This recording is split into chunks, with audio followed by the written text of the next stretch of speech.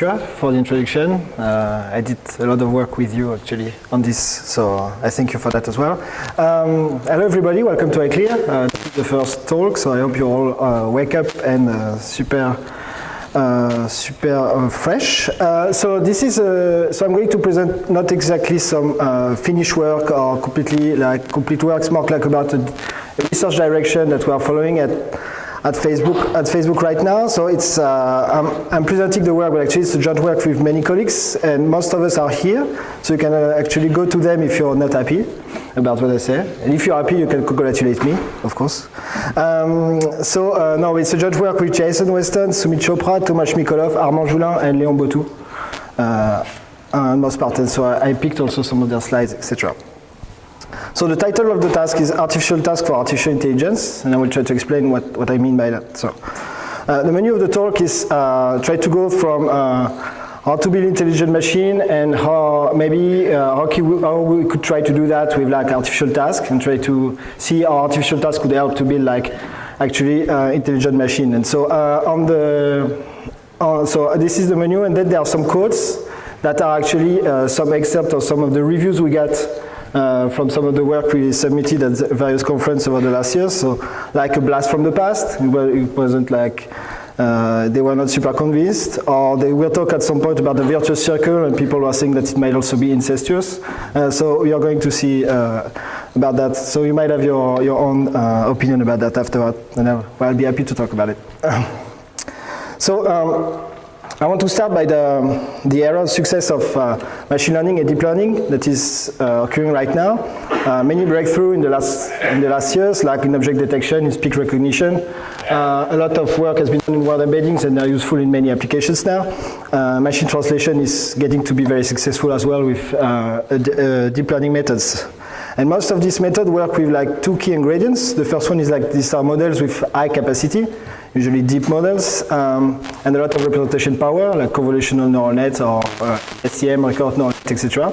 And usually a lot of labeled data as well. So a lot of supervision, except for word embeddings where there are some tricks, but the idea is like these two key ingredients. So we could ask ourselves, so we can do object detection, we can do maybe machine translation, so maybe like artificial intelligence is solved, and we are done, right? So basically we think that it's not the case, and that right now most of the methods are very clever application of training a model that can grasp like big data statistics. In this case, the label data is crucial, and also a very powerful infrastructure, and we're going to talk about it during the conference, I'm sure. We need to have like fast and powerful computers, because millions of billions of parameters, millions of billions of examples to deal with. But the models and learning algorithms are not particularly new, like they've been around for a while. And so what we believe is maybe the reasoning of this model is still limited, and as Léon Bautou said in a talk like last month, he said for him like concept is not statistics. So I'm going to talk about it a little bit more about that. So I just give some examples about just some example about what deep model can do or can't. So this is a paper at CVPR this year, maybe most of you know him. I think this picture is super interesting, but actually for object detection the ConvNet are super good. But what I want to show with this is that this paper ConvNet can be fooled, because you can show them like artificial images and they actually predict with very high accuracy one of the objects. So I think it's interesting the way that we can see here that the ConvNet are very good, but they don't like have the semantics of the world that we have, which is basically they represent the object with some of the features that we are not using. Like for example, on the bottom row, you see these yellow and black lines. This is called bus. So actually they see some patterns that they are then doing the characterization, which is very good, it works very well, but it does mean that maybe inside they don't have the semantics that we use, and maybe you should try to have that as well, and it would be even better. So this is now getting a very famous images. I think Larry Zitnik did it from Microsoft. So it's about only caption generation work. There have been a lot recently, and they have also shown some success. But the problem is that when the image is usual with a usual object and pretty simple, it works very well. As soon as it's unusual and that you have to do some reasoning and to know a bit what's going on in the world, then it fails. So in this case, I will say that it's a herd of giraffes walking down the street in the middle of some trees. Basically, you can see, you can picture the giraffe if you have some imaginations. Of course, this is a completely unusual image, and without having an understanding of the world, it's pretty difficult to actually describe what it is. It's a bit weird. I don't even know what it is exactly. So another example about this idea of trying to do like the differentiation between like big data, statistics, and actually reasoning about the world for methods that are actually working very well. All the results I showed on the benchmark, they're actually working very well for object detection or whatever. This is for action recognition. So this is a paper by Maxime Occam and Léon Bottou from last year.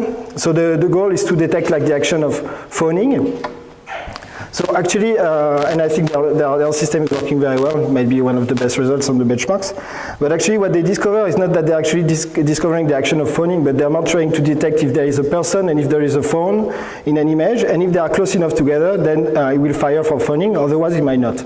So which means that it doesn't really grasp the concept of phoning. It's more about like multiple object detection. Once again, very cleverly used. This was for some example of vision where we can see that maybe there's still some work to do, and it's the same for natural language methods. So as I said, in machine translation is getting to work very well. So this is an example of the last paper using LSTMs for machine translation. I think Sanol, ACL this year, so it's really like very good work. And it's just an example that they give in the paper about translation from English to French. And so I translated back the sentence, the English sentence from French to English with my translation. And actually what we can see is just one error is made. It's just like they're dropping the word abandoning. So the first sentence is concern have grown that are saying Riemann was abandoning the peace accord, and actually the translation says that Riemann was the peace accord. Actually, so it might be difficult because abandon is an infrequent word or whatever, but this means also that the system, as good as it is, it doesn't really understand what it's translating. It doesn't have the semantic behind it, because Renamo in this case is just one of the independentist organization. It can't be a peace accord. So, or if you're in some metaphorical way, but we're not there yet. So, so it shows that there might be some things that are missing in the systems in the way that they understand language, because there shouldn't be an error like this if you actually have a little bit of sense of what you say. The same, we did some question answering, is the same kind of problem. So if you ask what is Jimi Hendrix Purple Haze about, he might tell you guitar. Or what country was Slovakia? This question is very difficult because it's just 4 words. But actually, it's like a lot of meanings in that, because you actually ask for USSR and what it was before. Actually, the question are more like, the first one is drug overdose. So the fact that the song is about drug overdose, it's very hard to encode in the system right now. I mean, it's difficult, yes. And what country was Slovakia? So you have to grasp that you are referring to actually the entity that the country was before, etc. It's also like, it might be done, but it's also not super obvious how to do it. So, but we could say maybe more data can solve AI. It's just like we have the methods, we have a lot of data, maybe we just need more data. So maybe big data can lead to big AI, and we could be, okay, so a current model with more data and more computing power might solve this. It might be better on translation, it might be better at question answering. It's true that we could certainly improve a lot on a lot of tasks. But it's pretty difficult to say that the training data will ever cover the whole range of possible situations, especially that the training data is always a proxy for the task that we are actually interested in, even if it's getting better and better. And in a lot of the real situation, actually, the train and the test distribution can differ, and they can also drift, and sometimes you use the system in condition that you are not trained on. So it might be difficult to actually say that I'm just getting my method to like infinite training data and it's going to work, because you might not get the training data anyway. So for example, if you want to learn a conversational agent, that will be able to understand a conversation and be able to build on its experience and something like this, you have to be able to adapt quickly to the context of the context. The target distribution might evolve, and the way that you're conducting a conversation, that you're on the mood, the emotion of the user. You have to be able to learn incrementally and super fast, because when someone talks to you something, you remember it and you're able to use it very fast afterwards. and you also have to have a long-term structured memory that's able to combine many kinds of memories. It's not clear that the system that we have right now are able to do that, and we believe right now at Facebook AI that actually we are missing some pieces. So the limits of the big model and big data paradigm is that the problem is that training and testing on big data itself is already super difficult, even if you know the method, because large-scale data is complex, it's noisy, mostly unlabeled, and you need a big infrastructure, which is that all of these are already problems on their own, and you can spend a lot of time actually trying to deal with these problems. And also when you have your system and you're actually running it on your test set and you get your test error, it might be also difficult to actually interpret clearly what is the system behavior, why was it working, why was it not working. It's not always super clear. So we believe that actually if you train big models on big data with big infrastructure, it has a lot of advantages, but it might also complicate the fact that you might try to design new and innovative learning systems. So in this talk, I'm going to present a way that we tried that might be better to actually emphasize innovative methods. We call artificial environment for training algorithms. So in this case, you create artificial tasks, and so you have a total control on the complexity of the task and on the reasoning that is required. You can clearly interpret the results, or at least we try to have a clear interpretation of the results. And you can also assess that if the system pass or fail on the task, well, basically it's because it's able to do this or it can't, and so we can actually interpret and build on that. Of course, the challenge of all these artificial tasks is, well, how do you transfer from artificial to real data? And it's a very good question. So just a look backward, just to say that basically artificial problems have always been super useful in machine learning at first. So for example, in clustering or in neural networks with the XOR or even the DCI repository. So actually, a lot of toy problems have been used in machine learning to make great advances and actually to validate that the system were actually doing the behavior that we look for. And it doesn't mean that, of course, the data is never like the 2 moons problem, but people have been using the 2 moons problem for clustering for a while, and it was very useful to actually validate the hypothesis. So, do we have the same kind of thing in AI logs for more complex tasks? So, I went back a while back, and so I chose 2 of them. So the block world of Vinograd in the 70s, and the family trees of Jeff Hinton in 86. So both of them are actually been a lot. They are quite famous. So block world, you have to be able to ask questions about some blocks, and you have to pick up some blue pyramid and put it on the red square, on the red cube, etc. In the family trees, these are more questions about who is the uncle of Celia, who's the daughter of Charlotte, or something like this. You have to be able to reason on this structured object to be able to draw answers. So why is it not super successful for us? So the problem with the block world of Vinograd is that it led to a system that was almost completely scripted. It's pretty impressive actually, but it's a lot of script and few learning, and it was very difficult to scale up. So actually people saw that more as a dead end and a bad example as something that you can build on. The other example is actually much more interesting for us, because the paper itself in 86 is putting a lot of emphasis on learning already. So you're actually giving a training set and a test set of family relation, and you're actually to learn to generalize from a relation that you observe to new relation. It was actually very, very interesting in this case, and it's still used as a benchmark. So I was at a workshop last month, actually people that do relational learning, they still use this kind of model to validate as the way that people have been using 2 moons for clustering. And it even led to some large-scale successor like the Knowledge Vault paper that can be seen, the Knowledge Vault from Google that has been seen like a successor of this kind of methods, like from last year. So it's more it's not exactly artificial task for artificial intelligence. Actually, it's more artificial task for learning for artificial intelligence that we think is important.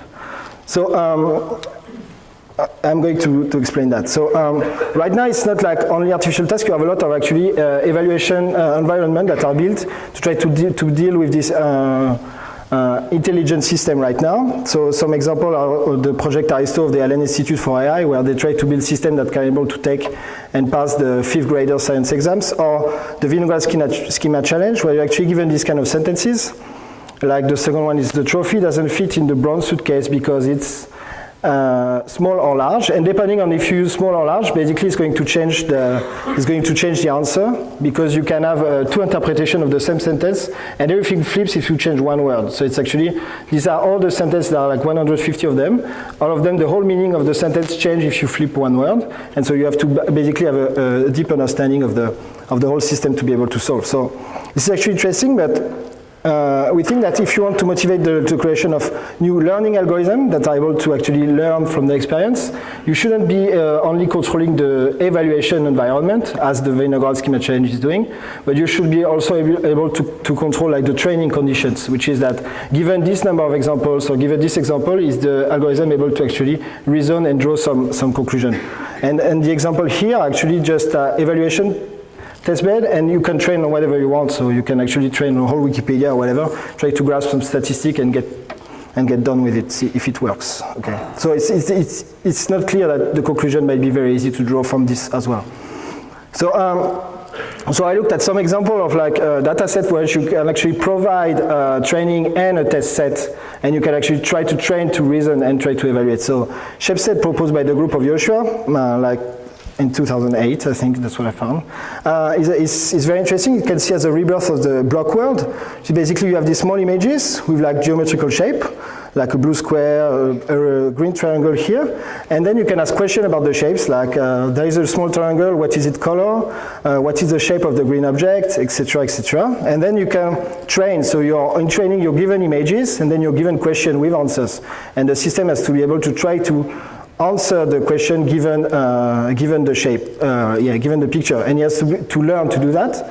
And it was actually pretty interesting, and you can actually like increase the difficulty of the task and try to see if actually the algorithm is able to deal with one shape at first and then to several shapes. So it was interesting because you can see if it failed. So you have different kind of question, the color question, the size question, the shape question. You can see what is able to reason on it. Another kind of example is like the sequence data set that are like quite famous now. It's an old idea, but basically you can create a wide range of like sequences of characters, and you can try to do like many tasks with them, like trying to do copying, sorting, counting, etc., like the INBN problem. And in this case, you can actually drive the complexity of the task, where you increase the kind of reasoning that the system is able to do, or actually the complexity of the task, and you can see where the task breaks, where the system breaks. So these are like very toy tasks, but actually I want to emphasize that they've actually been useful recently, because two algorithms have been proposed like in the last year with this, and they might lead to actually great advance, like the neural Turing machine of DeepMind people, and the stack augmented RNN that Armand and Thomas proposed this year. So actually, even if you build in this, you can try to, the evaluation is easier, so actually you can try to be more creative and try to actually try to improve what the method can do.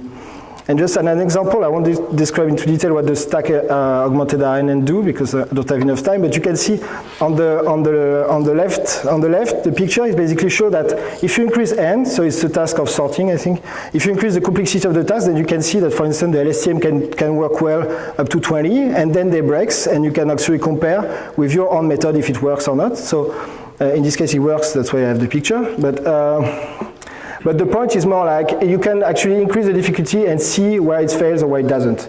And this is what's important with this artificial task, because you can actually try to make the problem more difficult and see where is the breaking point. And see, okay, so we have your problem after like 20 characters, something like this, and then you can try to find out why. So that's the interest of this kind of task. So in our, at Facebook we also have another direction, which is more like about text adventure games. So to create tasks, this is one of the main directions that we follow now. So it's about more trying to see if we could like create very simple text adventure game that could create like learning environments. So basically we have a simulation that with some characters and some objects and some rooms, and you can create some actions in this environment, and then each action is going to create sentences, and then you can create stories with this, and then you can ask questions about the stories and see if the system is able to answer questions.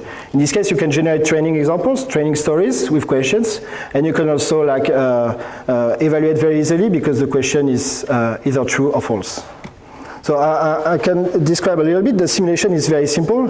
You have object and location and stuff like this. So you can go somewhere, you can get an object, you can get an object from someone, you can give an object to someone. So like very few simulation.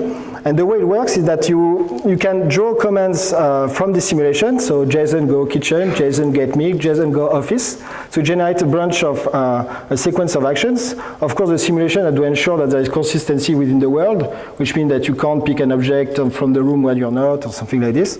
And you can generate very scripted stories like this, and then you can ask questions. So where is the milk? Where is JSON? This is this. And we have a simple grammar that can actually transfer from this, which is the simulation language, to actually English. And we can control actually the complexity of the language. So in this case, it's very simple, and you can have a story very easily that JSON went to the kitchen, JSON picked up the milk, JSON traveled to the office, JSON left the milk there, JSON went to the bathroom, where's the milk, and where's JSON? So it's very simple, but it's actually already interesting in this setting to see how are the methods behaving, and what are they capable of doing, and what they can't. So using this simulation, you can actually try to tune the simulation differently and create different types of tasks that can test different abilities. So we created 20 of them, and they are in an archive paper, and they're actually the training data, the training stories and test stories are actually available online.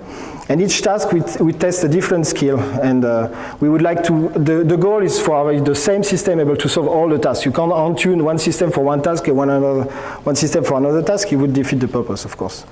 But we postulate that if you solve this task, you might not have something that is intelligent, but if you're not able to solve this very easy task, then you might have trouble to do something more evolved and more complicated. So actually, these are more like a prerequisite. This is the way we see them.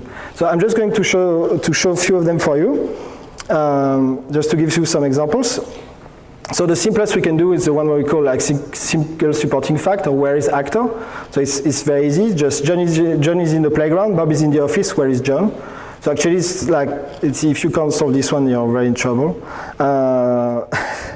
And actually what's very interesting with the simulation is that you can actually provide what we call the supporting fact, which is you can provide just the answer, but you can also provide the sentence that is the sentence that is actually the fact on which you can that you can use to actually answer the question.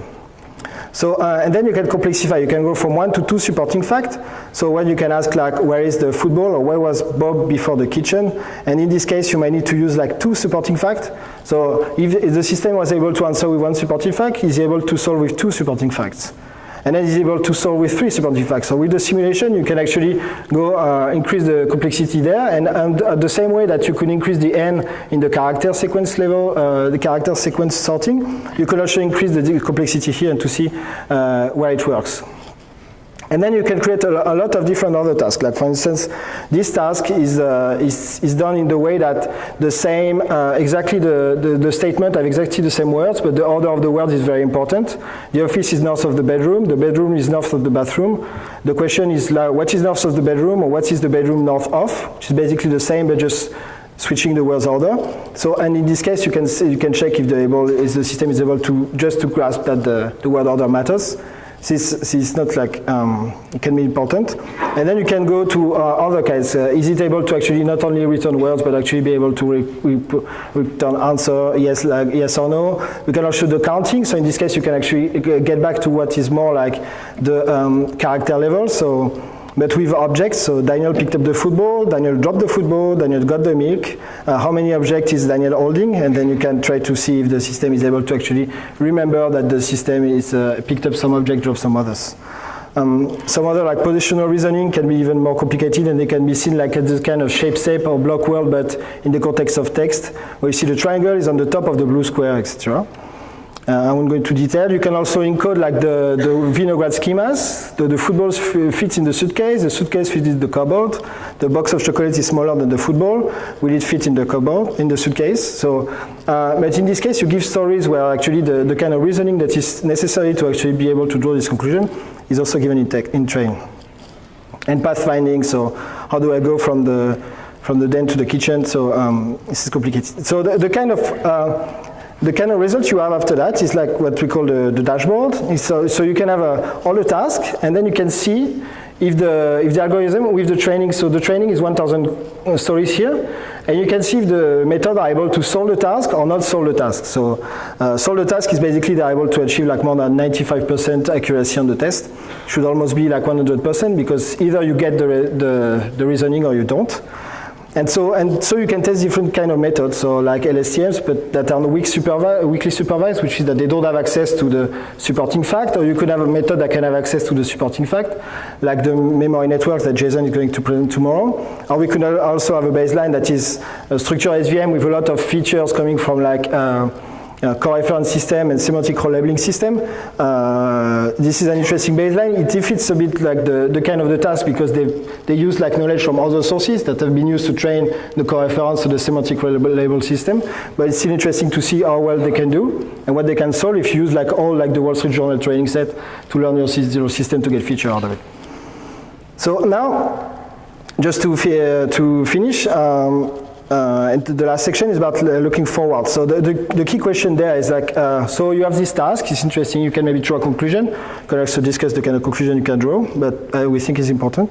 But will it help for like real data? I mean, it's nice to work on the stories, but I have real data, what can I do with that? So first of all, we want to emphasize again that we think that these kind of tasks are important on their own because they give you an understanding about the method is capable of doing, and they are still useful as a prerequisite before you go to larger data set like the clustering toy data were. But of course, to eventually scale up to real language, you can have some work direction. So first of all, you shouldn't tailor a model just to solve the task themselves. It wouldn't be the good idea because of course you can engineer very easily a simple system that can solve all the tasks if you give all the prior knowledge you want. You should try to build systems that are able to like build incrementally with new tasks. And we have 20 tasks right now, but actually you can build a lot more. It's not a definitive set. And you can actually parameterize the simulation to ramp up the complexity. Or even use annotators to actually write real language out of the task. So how can you ramp up the complexity? So we can have like this kind of control panel of the simulation. And then you have like some knobs that you can play with to actually create other tasks. So you can have the symbolic knob. So can the system work if I switch to other language? And if I remove all the linguistic part and just use symbols, what does it do? How far should one need to remember? So this is the memory knob. Do I have to remember like 1,000 sentences to be able to solve, or should I be fine if I am fine if I remember only 10? Do I need to use external knowledge? The linguistic knob is how is reasoning altered by ambiguities in the language and by embedded clauses, for instance. Or the reasoning one, how many facts should I have to chain together? How many examples does the system need to be able to perform? So actually you can tune all of this and create stories that are either simpler or more complicated than the one I showed. For instance, just to give you an idea, playing with the symbolic knob, you can actually take one stories and translate it into Hindi, for instance. And so it was super obvious before because you are projecting your prior knowledge of English. But actually, this is a very easy task. If you look at it, you're not Hindi speaker, it's a bit harder to solve it, just with an example like this. So, and how would the SVM perform if he doesn't have the core F and the semantic role labeling that has been trained as well because they didn't have enough good training data? You could even shuffle all the letters. So you're removing all the linguistic like prior knowledge that you have. This is still of a task. You're just replacing each word by just a randomly shuffled version. But still, the system should be able to perform because it should be able to maybe to match the symbol together if you're interested in this kind. And then you remove all the NLP like prerequisites. You could play with the memory knob. So this is the first. John is in the playground, Bob is in the office, the simplest one. But then you can add a lot of crap in between, just because it's talking about something else, like Ringo went to San Diego, and Paul attended Nike, and John played the guitar, Rigo bought drums, they went to a Yellow Submarine, blah, blah. There's nothing to do with actually the question you're asking, but how is the system altered by all the things that you're saying in between? Again, for the memory knob, you could have questions that ask for like common sense knowledge that come from outside the simulation. if you're interested in that, like the fact that when you leave a big tip, it means that you're liking the restaurant or something like this. It's still possible. You can, with the linguistic now, what you can do is that you can use co-reference, so you can replace some of the pronouns from the nouns by pronouns. Daniel was in the kitchen, then he went to the studio. Sandra was in the office, where is Daniel? So you have very simple co-reference. And then you can try to ramp up the co-reference as well by trying to make it more complicated, and even using like some classical co-reference data set there. You can do even more co-reference. You can use, this is an interesting one where you can use time expressions. So actually, the stories I showed, is basically the time is evolving sequentially with the sentence. So the more you advance, so you can say that the last sentence is the last event, but actually in language, you can flip because you use yesterday I did that, etc. So how does it work? So you can actually try to flip the order like this and use like, yesterday Julie was at school, Julie went to the cinema this evening. Is the system still able to deal with that? And some others, I might skip this one just to... You can do something very tricky, like Daniel picked 8 bananas, Daniel gave a quarter of these bananas to Paul, Paul ate half of his bananas, Paul bought more bananas to triple his stock. How many bananas does Paul have? So if you want to do a reasoning complicated, it can be quite complicated actually. But you have to be careful of the linguistic difficulties that you might insert inevitably.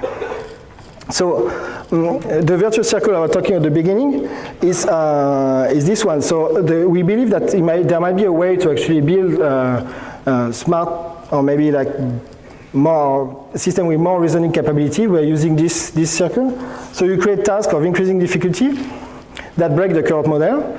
And then you try to improve the model in the way that the model is going to try to solve the task, and then you have this feedback loop. So on one end, you design new model and new training scheme that are able maybe to create more reasoning capabilities, because this is still a control environment. You might know what is missing. Maybe you have a curriculum, which means that you don't start the model from scratch all the time. You try to use the model from before and learn it later. And then you have the feedback loop, which is, is able to solve this task, but is it able to solve it if I just use co-reference, or if I switch to another language? And then you can see to have like something that has more flexibility in it. But we have to be careful that the circle should be virtuous and not incestuous. This is something that we had in a review, which is that you have to be careful if you're the same one that's actually creating the task, and it's actually like solving the task with the same person is actually creating the task and the model that solves the task. Then you shouldn't use your prior knowledge about how the task is working to actually create the model. Otherwise, it might defeat the purpose. So this is the way that you should be careful. So just to finish, I would say that we build like on computer games. So text adventure game, very simple, much simpler than Zork. But of course, I described what we did, but computer game can also offer like a very nice environment for many other kind of tasks. So like the Atari game were very nicely used for driving a reinforcement learning algorithm by the DeepMind people. And so it follows more or less the same work direction and the general purpose. You can also use okay, and so to finish, I wanted to say that we believe that we can do great things with like powerful model and big data, but we believe that maybe we also need some more controlled training and testing environments. So we're proposing to build this artificial task with increasing difficulty. We're proposing a way of doing it with these text adventure games, but there might be many other interesting ways. And actually, you can also use this kind of simulation, but try to drive it a way that you think is maybe better or maybe more interesting. So, for example, some people wrote some feedback saying that the tasks that we are showing are actually already too complicated, or actually are not maybe testing exactly what we are thinking they're testing. So I think the debate is open there. And but we believe that these kind of tasks are very important, and they can drive the design of